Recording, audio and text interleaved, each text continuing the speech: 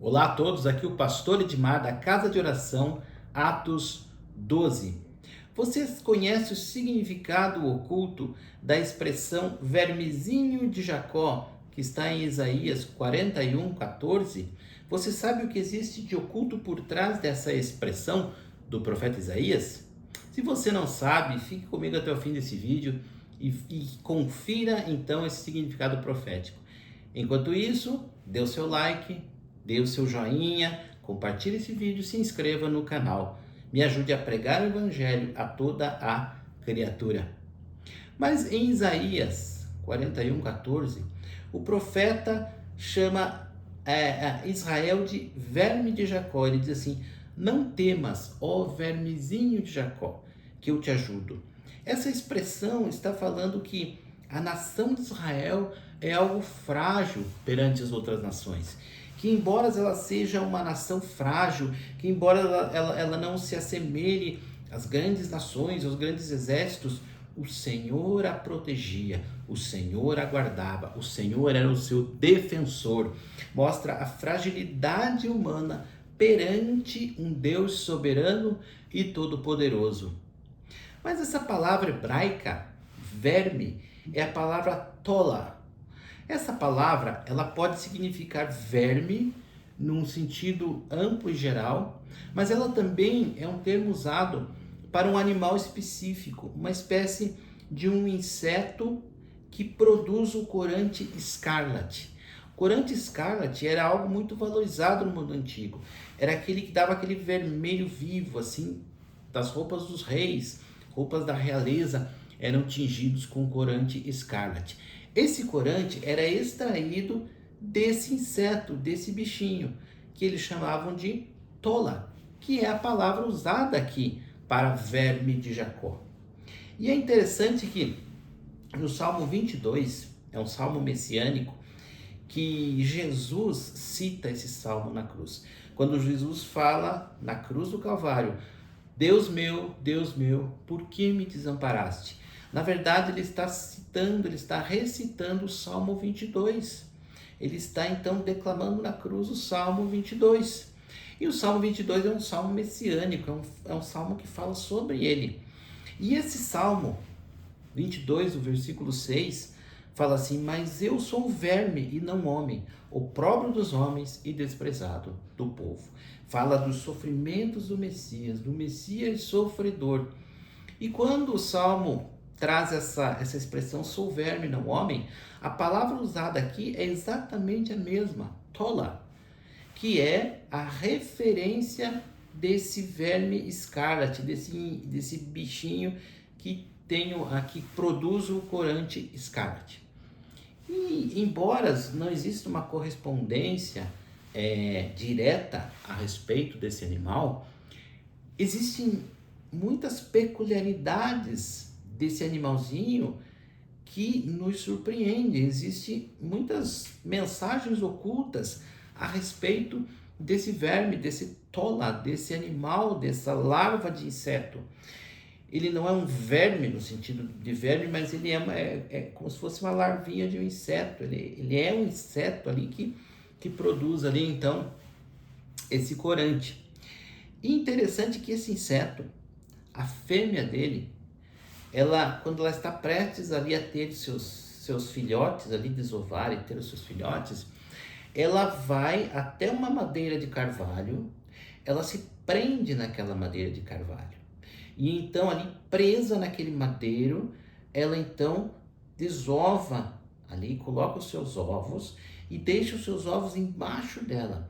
Essa ação de botar ali os seus ovos, ela então expele aquele corante escarlate que escorre então por aquele madeiro.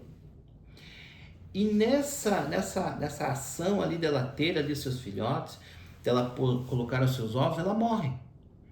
Então ela morre e escorre aquele corante escarlate. E todos aqueles ovinhos eclodem e ficam embaixo dela, literalmente embaixo dela. Esse animal então ele vai tendo uma tonalidade esbranquiçada, porque os bichinhos eles vão se alimentando do seu corpo. E então, a partir do momento que eles estão prontos, eles saem e se inicia um novo ciclo de vida, um novo ciclo ali reprodutivo desses animais. E nós não podemos deixar de notar nessa particularidade algo extremamente semelhante à obra de Jesus. A impressão é que esse escarlate, esse animalzinho, esse tola, esse vermezinho, ele no seu ciclo biológico, ele prefigura elementos messiânicos, porque ele se prende no madeiro, assim como Jesus se prendeu no madeiro. Ele então ali espelha ali aquela tintura vermelha, como Jesus verte o seu sangue no madeiro.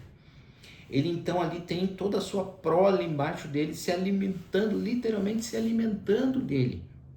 E em Isaías 53, no versículo 10, fala assim: quando ele der a sua alma como oferta pelo pecado, verá a sua posteridade, verá a sua prole. Ele está falando do Senhor Jesus, está falando da obra da cruz. Então, assim como aquele insetinho teve ali a sua prole protegida, Jesus, através da crucificação dele, ele gera um novo homem, ele gera uma descendência, ele gera uma prole. Através da ressurreição dos mortos, Jesus gera uma descendência, porque hoje nós, lavados e remidos, estamos aguardando a nossa glorificação, a ressurreição do nosso corpo, para em glória sermos semelhantes a Jesus. Essa é a prole de Jesus, a semelhança daquele bichinho que literalmente morria pela sua prole. Jesus morreu pelos nossos pecados e gerou nele mesmo um novo homem, um homem remido, um homem direcionado pelo Espírito Santo. Ele levou na cruz do Calvário todo o seu pecado, ele absorveu todo o seu pecado. Toda a ira de Deus estava nele, porque ele absorveu o nosso pecado, o meu pecado e o seu pecado na cruz.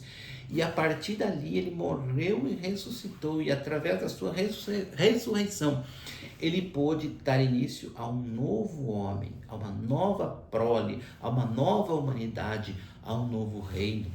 Amados, nós não podemos deixar de entender e vislumbrar essas verdades numa simples palavra da Escritura, numa simples designação ali de uma alegoria com o bichinho, de uma alegoria com o vermezinho de Jacó. O vermezinho de Jacó era o próprio Jesus, que prefigurava o Israel fiel, aquele que se fez um verme para salvar a nossa vida, aquele que se fez homem. A encarnação de Jesus era semelhante a nós, como seres humanos, nos transformarmos em minhocas por amor das minhocas. Imagine você ter tanto amor numa minhoca que você se transforma em uma minhoca para salvar a minhoca. Jesus fez algo muito maior, porque Deus não é incomparável com o homem. A natureza divina, ela é infinitamente superior à nossa. E Deus se fez como um de nós. Literalmente, se fez um vermezinho de Jacó. Por isso que ele recita naquela cruz o Salmo 22, que diz assim: eu sou o verme e não homem. Porque ele se rebaixou à condição humana. E através disso ele pôde nos salvar, ele pôde originar um novo homem, ele pôde originar uma nova humanidade, daqueles que colocam a sua vida, rendem a sua vida a Jesus pela fé. Se você rendeu sua vida a Jesus, se você crê que Ele é o Filho de Deus, se você vive por essa verdade, você é um novo homem. Você é uma criação, é um Filho de Deus gerado na cruz, gerado pela ressurreição de Jesus. Viva essa vida como sendo a prole de Jesus.